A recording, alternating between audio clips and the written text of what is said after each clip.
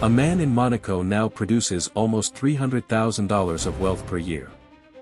A person in Guyana became more than 4 times richer in only 4 years. And one of the richest industrial nations on earth quietly fell out of the global elite.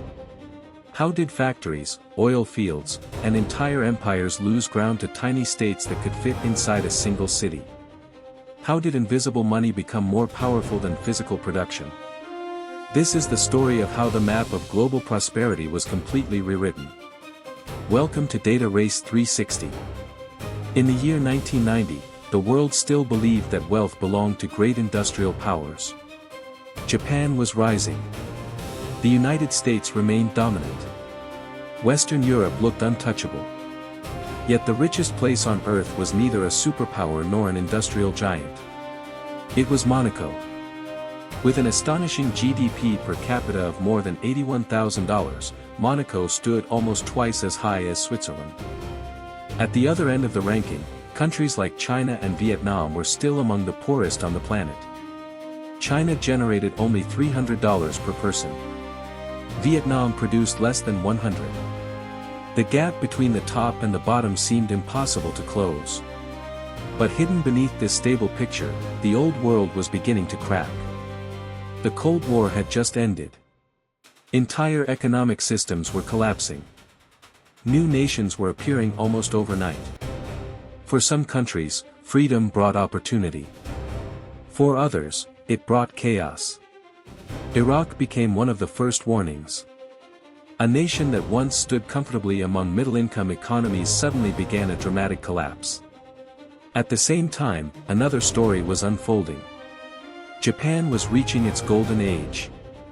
By 1995, Japan had climbed to 5th place in the world.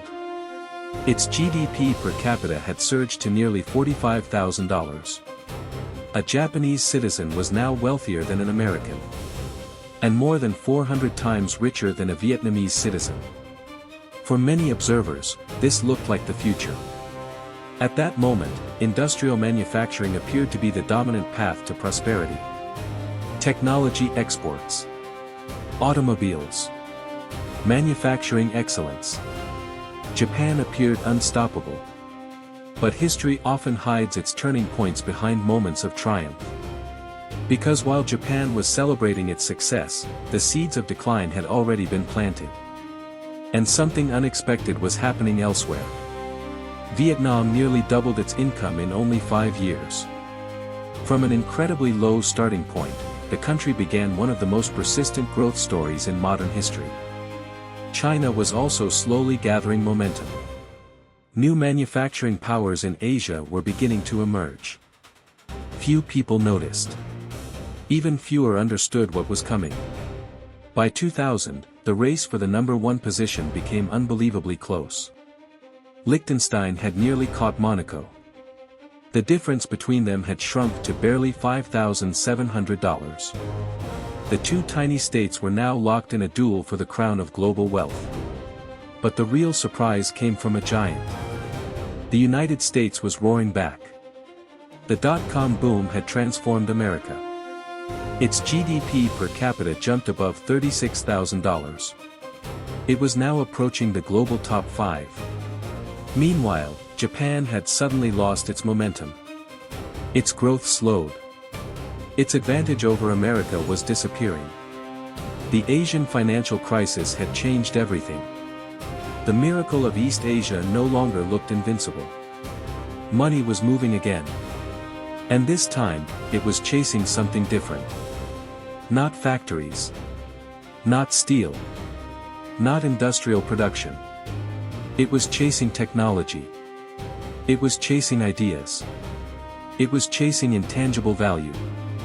Then came one of the most important moments in the entire story. In the year 2001, China joined the World Trade Organization. The consequences would reshape the world. Factories moved. Supply chains expanded. Demand for energy exploded. Raw materials became gold. And an entirely new age of prosperity began. By 2005, the map of wealth looked completely different. Norway had entered the global elite.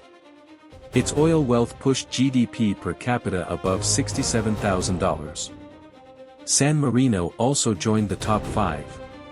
Japan was gone. Switzerland had fallen.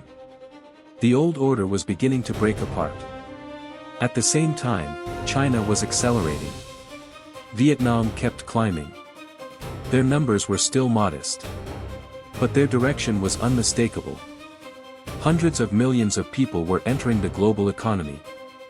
This was no longer a story about who was rich. It was becoming a story about who could adapt.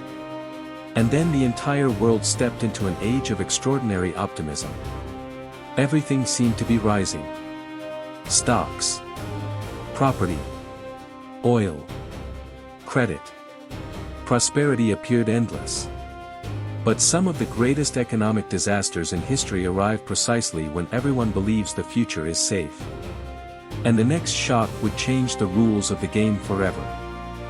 In the year 2008, the illusion of endless prosperity shattered.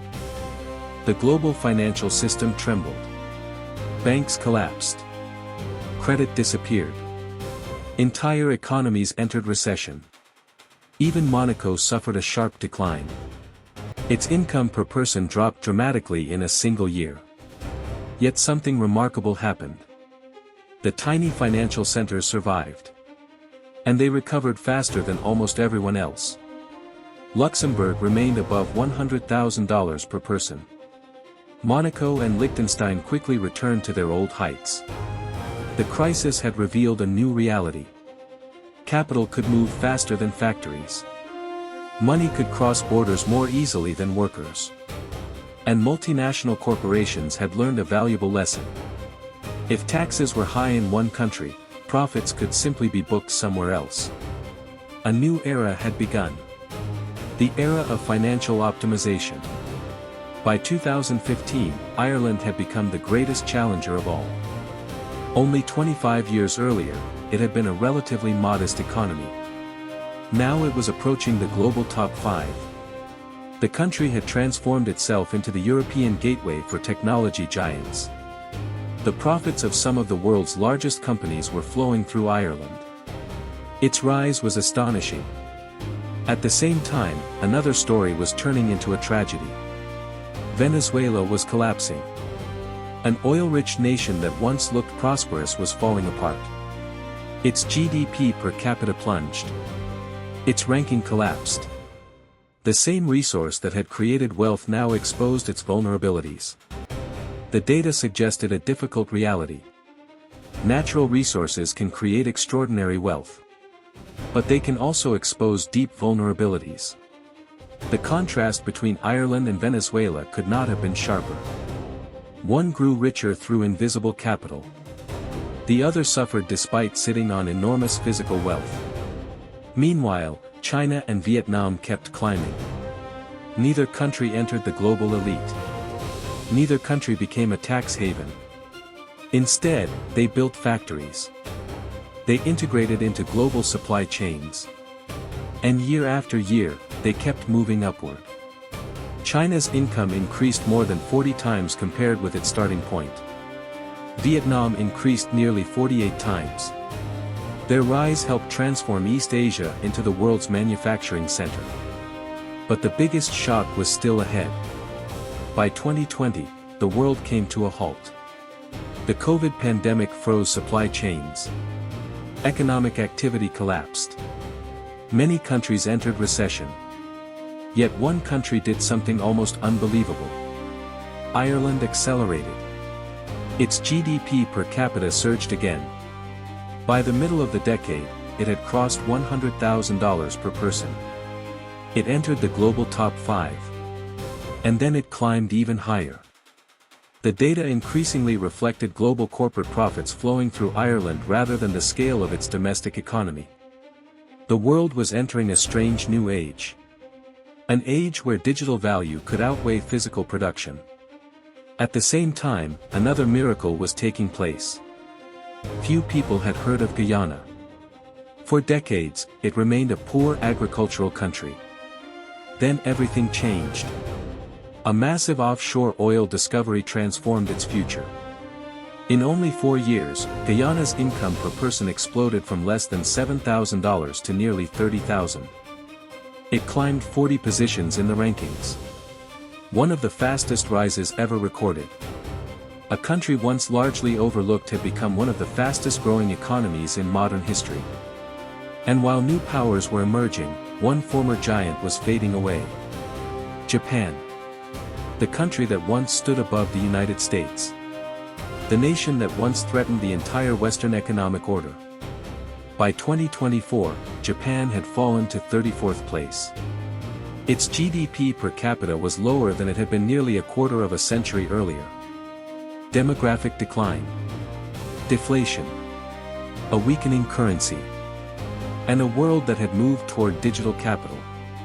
Japan could no longer keep pace with the new sources of global wealth. By 2024, Monaco reached an almost unimaginable level.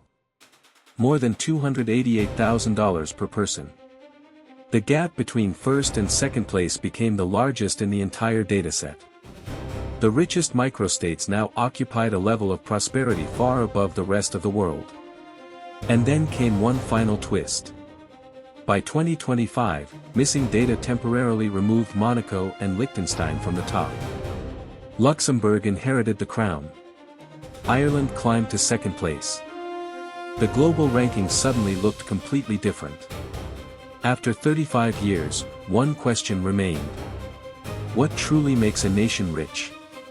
Factories? Oil? Natural resources? Or the ability to attract invisible rivers of global capital? The data offers no simple answer. But it does reveal one undeniable truth. The geography of global prosperity has been rewritten. The winners are no longer always the biggest countries. Sometimes they are the smallest. Sometimes they sit on extraordinary resources. And sometimes they are simply the most adaptable. Subscribe to Data Race 360 for more data-driven stories.